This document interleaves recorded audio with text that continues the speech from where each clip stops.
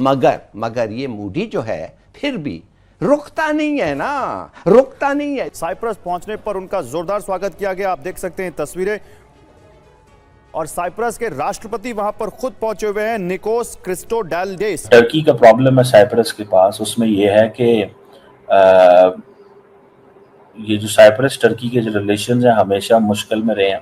लेकिन साइप्रस जाना, जितनी बड़ी खबर यहां बनेगी उतनी ही तुर्की में भी बनेगी। साइप्रस इसलिए इम्पोर्टेंट है बिकॉज हमेशा साइप्रस जो है वो उसने इंडिया की जो मेंबरशिप है यूएन सिक्योरिटी काउंसिल की, उसको हमेशा वेलकम किया है, सपोर्ट किया है, बैक किया है। जो वॉशिंगटन डीसी में नया रिकॉर्ड कायम हुआ है, जो खौफ के बुत टूटे हैं, उसके बारे में अपडेट कर दें।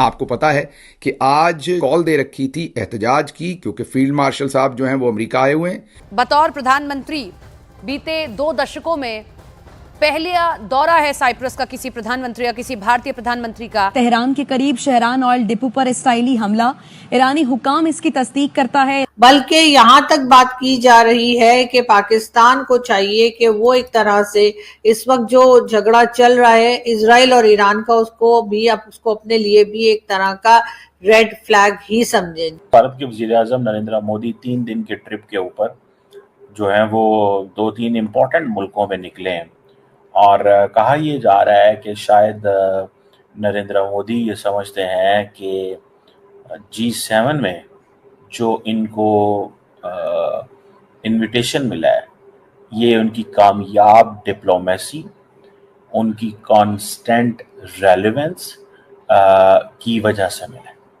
दिस इज़ व्हाट इंडिया जो है वो कह रहा है।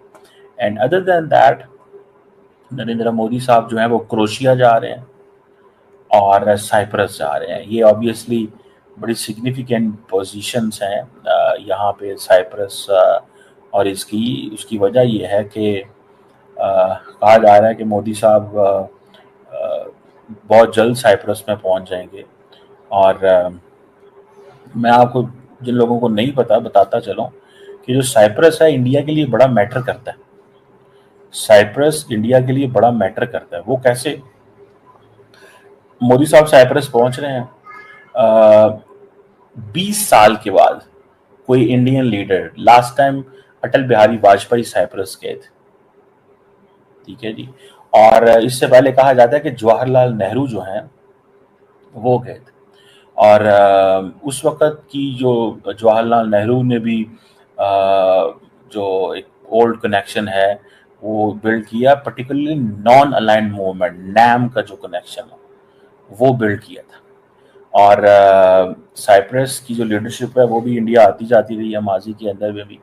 और अभी इंडिया की तरफ से कहा जाता है कि बहुत सारे लीडर्स वहाँ पे गए। इंदिरा गांधी गई हैं, फिर उसके बाद वाजपेयी साहब गए थे, फिर प्रेसिडेंट पटेल गए थे 2009 में, प्रेसिडेंट रामनाथ कोविंद 2018 में गए थे जो पिछले प्रेसिडेंट थे, जयशंकर साहब 2022 में गए हैं।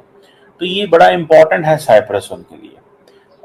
साइप्रस इसलिए इम्पोर्टेंट है बिकॉज हमेशा साइप्रस जो है वो उसने इंडिया की जो मेंबरशिप है यूएन सिक्योरिटी काउंसिल की, उसको हमेशा वेलकम किया है, सपोर्ट किया है, बैक किया है। उसने हमेशा इंडिया की जो India US civil nuclear agreement है उसमें सपोर्ट करता रहा, आईईए में सपोर्ट करता रहा।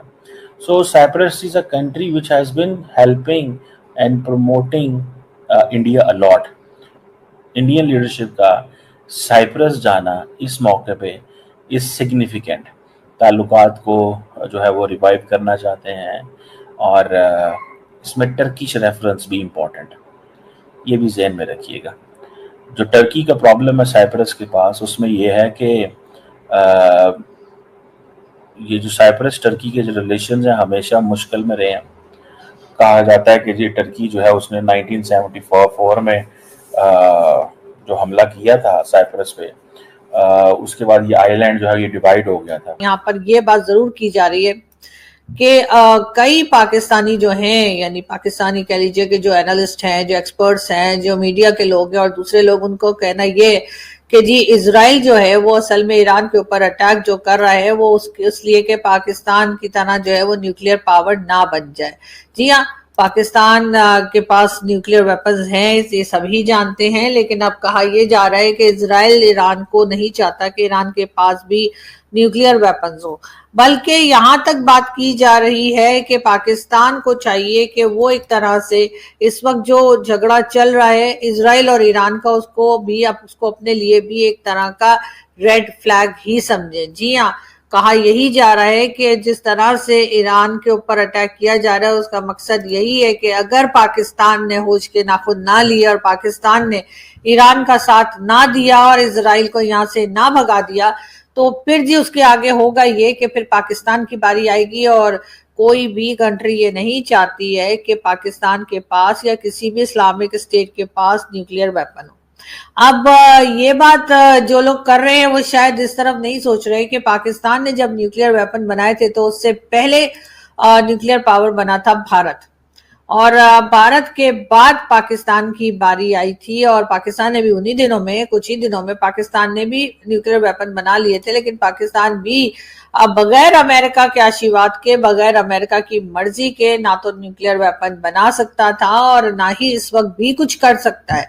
पाकिस्तान को हमेशा से अमेरिका इस्तेमाल करता आया है, और डेफिनेटली अमेरिका के इस्तेमाल करने की एक खास वजह ये भी है कि पाकिस्तान के साथ ही जो है आप जानते हैं कि ईरान भी है, भारत भी है, चाइना भी है, अफगानिस्तान भी है। तो इन कंट्रीज को कंट्रोल करने के लिए, इन कंट्रीज को अपने हिसाब से चलाने के लिए या किसी किस्म की धमकी या कुछ भी कहने के लिए पाकिस्तान का इस्तेमाल हमेशा से होता आया है, और पाकिस्तान ने बड़ी खुशी खुशी अपने आप को इस्तेमाल होने दिया है।